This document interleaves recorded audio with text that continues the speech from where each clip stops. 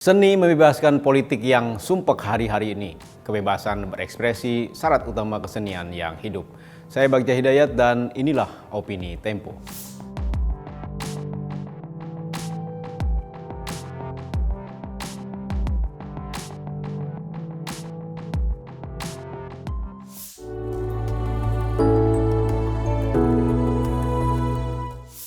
Politik adalah seni mencari masalah lalu mengajukan solusi yang salah. Kutipan klasik pelawak Groucho Marx ini menjadi mengerikan ketika politik ada di tangan penguasa yang otoriter. Tak hanya mengajukan solusi yang keliru dari banyak problem sosial kita hari-hari ini, penguasa membungkam kritik publik. Sensor pameran lukisan Yo Suprapto di Galeri Nasional pada akhir Desember 2024 menunjukkan penguasa tak kunjung bisa menghargai seni sebagai bagian dari ekspresi publik.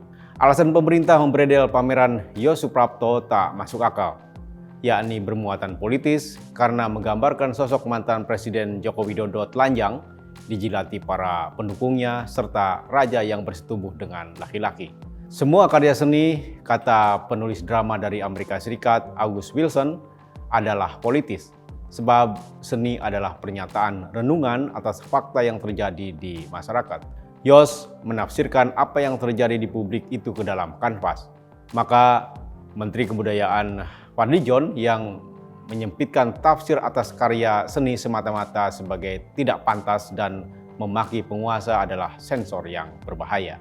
Film dan kesenian Korea Selatan melesat ke pentas dunia setelah Mahkamah Konstitusi negara itu mencabut undang-undang sensor pada 1996. Kini, film-film Korea hanya tunduk pada prosedur pemeringkatan publik dan kesesuaian usia untuk menontonnya.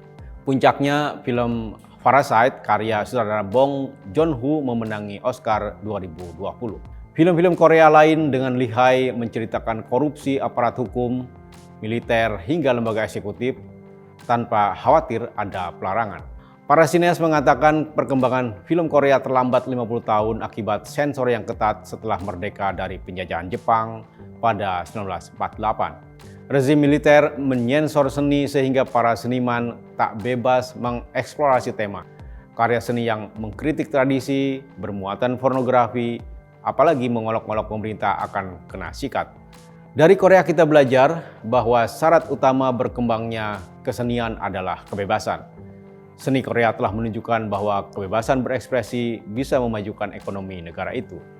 Hallyu atau gelombang budaya Korea kini mewabah ke seluruh dunia. Maka jika kini penguasa Indonesia alergi terhadap kesenian, kita tengah mundur ke zaman otokrasi. Edisi khusus Tokoh Seni Pilihan Tempo 2024 memberikan sebuah harapan bahwa seni Indonesia berkembang ke arah yang menjanjikan. Para seniman terpilih mengeksplorasi tema dengan berangkat dari persoalan-persoalan sosial mutakhir, konflik agraria, kekerasan terhadap anak, hingga krisis ekologi ditampilkan dengan segar dari sudut pandang yang baru. Natasha Tonte misalnya membuat seni instalasi pintu besar bergambar pantat yaki, kera endemik Sulawesi Utara dengan 2 lubang anus. Pengunjung akan memasuki pintu itu atau mengintip karya lain di dalamnya dari lubang anus tersebut. Kera berjambul dengan bulu hitam dan pantat merah muda menjadi objek Natasha berupa asal Minahasa untuk menggambarkan konflik satwa dengan manusia. Yaki dianggap hama perkebunan sehingga populasinya menyusut dan terancam punah. Atau prosa Ziggy Ziovina Zabriskie yang mengembalikan cerita anak ke hitahnya, yaitu ruang kelam sebagai medium perlawanan. Cerita anak sejatinya peringatan untuk orang dewasa yang merampas ruang bermain. Ziggy melawan tafsir Walt Disney yang mengubah cerita anak-anak Hans Christian Andersen menjadi cerita manis bak surga yang hitam putih. Dalam cerita Ziggy, para tokoh melawan kesewenang-wenangan pikiran orang dewasa yang merenggut dunia anak.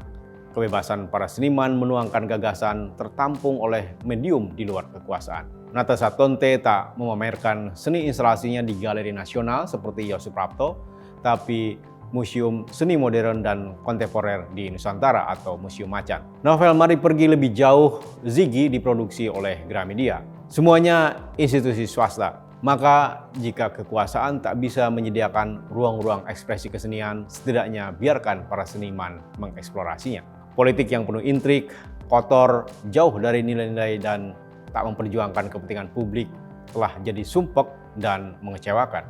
Seni adalah cara publik keluar dari kepengapan itu. Simak opini dan liputan khusus lengkapnya hanya di tempo.co.